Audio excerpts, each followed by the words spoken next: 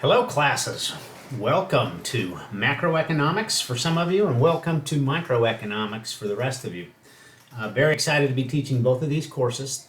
This is the third semester that I have taught economics here at Sheridan. I'm excited to do it again.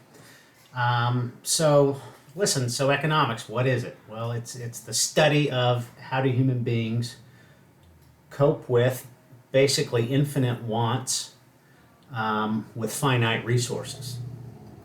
So macroeconomics, we are looking at the larger picture. We're going to be taking a close look at national accounting, things like gross domestic product, how's that measured, what has that looked like over time, what goes into it.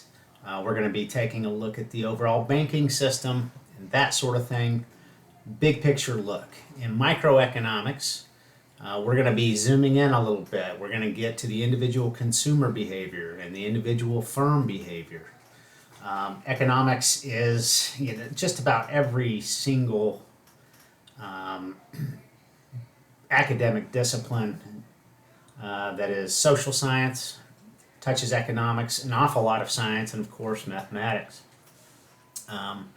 Economics can be viewed as the mother science of all the business school disciplines, whether you're talking about accounting, management, marketing, finance, operations management, any of that. Economics is the foundational science. Let me tell you a little bit about me. My name is James Robinson. Again, my third semester teaching economics here. I do have a day job. I am a supply chain manager. I manage a procurement team of supply chain professionals for an aerospace and defense company. I've been doing that since about 2012, October of 2012. It has been a very good career for me. I have enjoyed it, and my economics and finance background certainly has not hurt me in my career, but I missed economics. I graduated with my bachelor's degree in May of 2008. Some of you may remember or have heard that there was a major financial crash in 2008 and a recession 2008-2009. That was not a good time to be graduating with a double major in finance and economics. So ended up kind of going a different career route. It's just an example of how economics personally impacted my life. But I wanted to, have always wanted to get back into get into teaching economics because I do enjoy the subject so much. I got my bachelor's degree from Baylor University in 2008. Again, a double major in economics and finance, and then I went on a few years later to graduate in 2013 with a Master of Science in Finance and Economics. So I earned the required hours to teach both finance and economics at the college level. I also later would go on to earn a master's degree in supply chain management, which is my career as well. So I've always been, I shouldn't say always, always been academically interested. I wouldn't say I've always been a great student. I certainly was not a great student in elementary, middle school, and high school. I was maybe you might call a bright underachiever. But when I went back to college after being out of high school for a few years, I found that I had matured quite a bit and enjoyed school. And particularly when I took my first economics course, I was like, this is the stuff for me. I know for many people, economics is anxiety producing. Many folks do not naturally think like an economist. Some of you will fit into that category.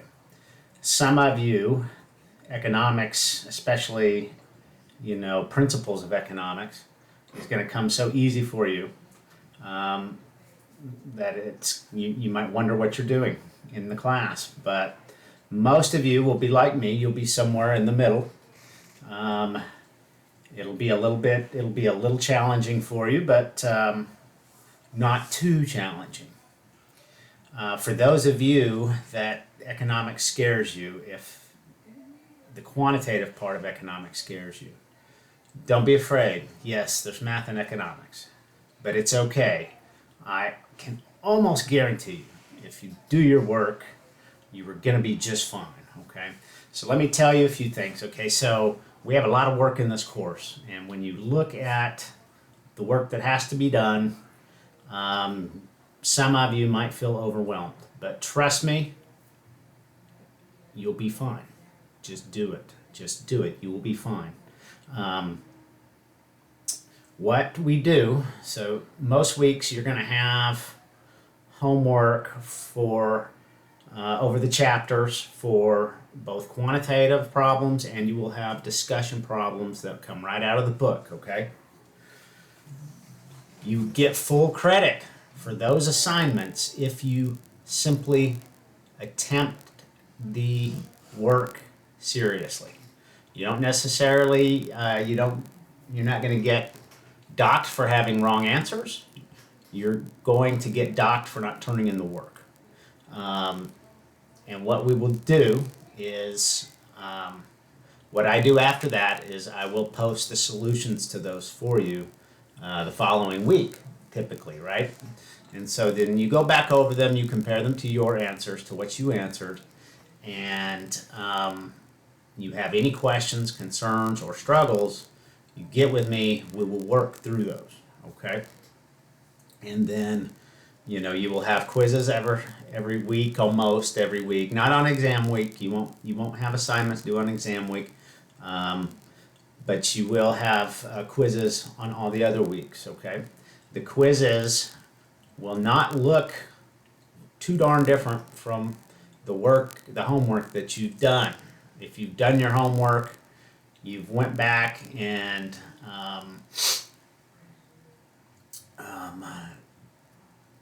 looked over the homework, you're going to be probably in pretty good shape on those quizzes, okay?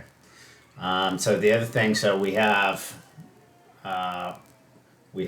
discussion problems, quantitative problems, quizzes, and we have exams, okay? You get to drop the lowest grade from every one of those assignment categories, okay? I do that for you to give you a little bit of room. If you have a bad assignment, even a bad test, it's not going to ruin you, okay? It's not. Or if something comes up and you cannot, for some reason, you don't turn in the work that week or something, okay? So that's built in to help you. So that being said, I don't want to see late work, folks. I'm not going to categorically say that I will never allow you to turn in late work, but I really probably won't, okay? So keep in mind you've got the built-in drops already to help you with that.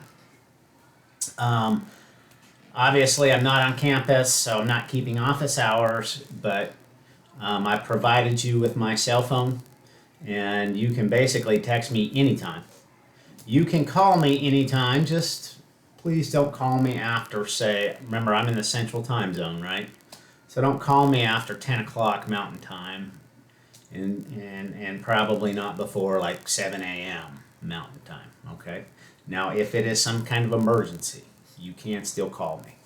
But I will make myself available, and if you need one-on-one help, we will schedule a Zoom call, either in the evening or on the weekend, based on both of our availability, okay?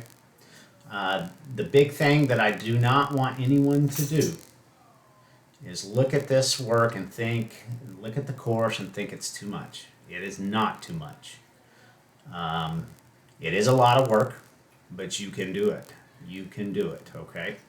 And I have not had anyone fail my course who has turned in their work. That plain and simple. Not saying that it's impossible, but if you're really doing the work and you need help and you're reaching out to me, I'm going to have a very hard time failing somebody, okay? But what we do want to accomplish is we want to make sure that when you leave this course, you have a basic mastery of macroeconomic principles if you're in the macro course, or microeconomic principles if you're in that course. I try to post things to give you some extra help, like slide presentations from the chapters. Occasionally I will post YouTube links. Sometimes I will post some work that I have done. What I do not post are full-on lectures. What's the point, I guess, of taking an online course if you've got to sit through an hour or more lecture every course? And of course you don't. But again, I will always make myself available, and I'll always help you. Okay, it's very important to me that you pass. Class, make sure you do the syllabus acknowledgement before Wednesday night, before tomorrow night. Okay, make sure you do that. That's how we're taking attendance to see who that's enrolled in the course has started the course. So please do that for me. I still have not posted the full class schedule, assignment schedule, but I will get that done for you before the week is out. It's a spreadsheet. I'll post it under the Start Here portion. So you can look ahead and see, okay, because we do have a lot of work. Now on exam week, I don't like to give you assignments, but you still need to do your reading. So I have learned not to post any assignments for week one because I have too many students that are just behind on their textbook and that sort of thing. But keep in mind, we pay for that in week two, okay? We got some weeks that are real heavy. So week two is real heavy. If you got the book, start working ahead, getting your reading done, so that next week's not too overwhelming as you're kind of getting used to the course, okay? All right, again, email me, text me, you need something. I'm here to support you, okay?